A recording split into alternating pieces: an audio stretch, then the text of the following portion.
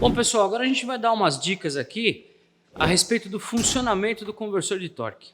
Qual que é a função dessa peça, que às vezes quando você vê ela fechada lá na oficina, ou até mesmo o seu cliente, ela é soldada, né? Ela não está assim aberta, com todas as peças para a gente poder analisar o que tem dentro. E é um reparo que não é muito caro, mas ele pode ter um preço, pode ser até que dê PT um dia nele.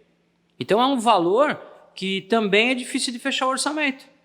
Mas o que é bom é que tem alguns veículos que a gente já tem histórico de que o conversor costuma dar problema. Por exemplo, o 62TE, quando aplicado na Journey, ele tem a tendência de funcionar melhor com o motor V6 do que quando aplicado na Fremont. Mas faz sentido. Como assim? O motor da Fremont tem 4 cilindros e o peso de carroceria é praticamente o mesmo. Então, como esse cara que é responsável por transmitir o torque do motor para a caixa, como que essa peça trabalha com os 4 cilindros da Fremont? No limite de utilização dessa conversão de torque. O V6 já da Journey trabalha como se fosse assim mais folgado, ele trabalha com uma taxa de que ele ainda tem um ganho para disponibilizar mais torque. E isso faz com que ele tenha uma vida útil maior também. Isso é só um exemplo, né? Tem outros aí que no decorrer da reparação, o dia a dia que vai trazer isso para você. Mas via de regra não é um reparo muito caro. Às vezes muitos desses você só manda para o pessoal que faz a reforma para uma limpeza, para uma verificação. Então o que a gente tem aqui dentro falando disso? Manutenção. O que a gente vai ter aqui dentro para fazer manutenção? Fita do lock-up. Nós temos aqui um disco com uma fita de composite que está colada aqui, né? Com cola especial, temperatura especial e tudo. Então ela pode desplacar, ela pode estar desgastada. Nós temos aqui 2 conversores, uma versão um pouco mais antiga e uma versão um pouco mais moderna. Pode ver que esse aqui mais moderno é de um AL4, embora um 4 marchas, mas ele já tem um lock-up duplo. Eu tenho 2 fitas do lock-up aqui, um prato de aplicação, uma fita do lock-up desse lado e a outra desse. Então eu tenho 2 áreas de atrito. Então é melhor a eficiência da aplicação do lock-up desse cara. Dona, o que é lock-up? Lock-up, na verdade, o termo técnico hoje em dia mais utilizado é o TCC, Torque Converter Clutch. É a embreagem do conversor de torque. É um momento que quando o carro estiver numa velocidade de cruzeiro, por exemplo, ele vai transformar a embreagem mesmo, ele vai fazer com que seja a aplicação um por um. Você como se fosse uma embreagem manual e o carro viajando lá na estrada, tão econômico quanto um câmbio manual. Então é uma tecnologia que no início, lá no Impala, lá nos primeiros carros, nos Power Glide da GM, isso não tinha. Ele era só a parte de conversor de torque. Aí justifica a gente falar que de fato os carros automáticos do passado eram mais gastões, consumiam mais combustível do que o câmbio manual. Hoje isso já não acontece mais, até por causa do gerenciamento. E já temos, em função do gerenciamento, lock-up aplicando, às vezes até com auxílio, não aplicação total, mas aplicação parcial até em primeira marcha. Mas vamos lá. Show de bola. Começando daqui para cá. Então falamos do lock-up, de manutenção, de fita. Podemos ter também rolamentos, né? Algum tipo de rolamento que está danificado, que precisa ser verificado, vai ser substituído. Temos vedações. Aqui temos, para ter a aplicação do lock-up, eu tenho um vedador aqui, Então, para que isso aconteça, que retenha o fluido aqui para o lock-up aplicar no determinado momento, há necessidade de uma vedação. Aqui também tem a vedação. Vai ter a vedação aqui para que aplique o lock-up do prato, ou melhor, desculpa. Aqui a área de vedação do prato do lock-up. Então tudo... eu pensei que aí era só uma limpeza, não tinha nada aí dentro. Ó um vedador aqui, também. Vedador de PTFE, inclusive esse daqui. Então precisa sim de muito detalhe. Aplicações, a fita do lock-up, os rolamentos de agulha. E deixei por último para falar de verdade o que é o conversor. Como que ele converte o torque? Então vamos lá. Essa parte aqui do conversor, se vocês forem analisar, ela tem uma sequência de aletas aqui que está fixo na carcaça do conversor. E aqui é o fundo do conversor.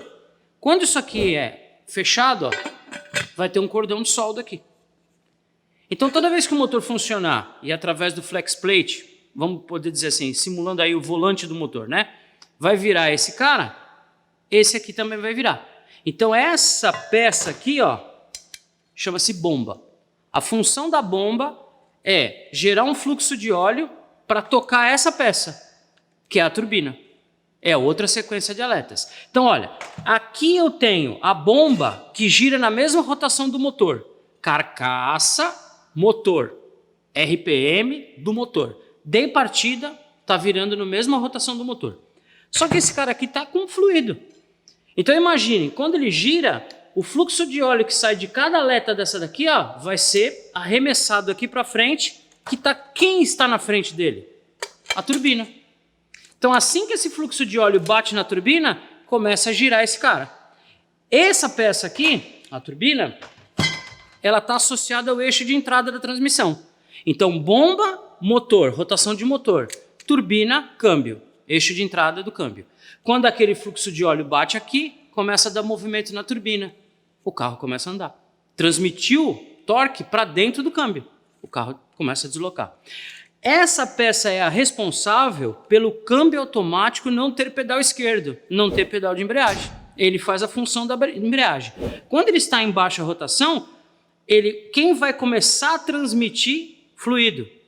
E em alta rotação também. Mas por que quando eu paro o motor não morre? Porque não existe uma ligação mecânica como num carro manual. Eu não tenho lá um platô, um disco e um rolamento. E uma mola que quando eu tiro o pé da embreagem vira um conjunto só. Não é isso que eu tenho aqui. Eu tenho uma ligação fluida, um acoplamento fluido. Toda a ligação é feita através do óleo.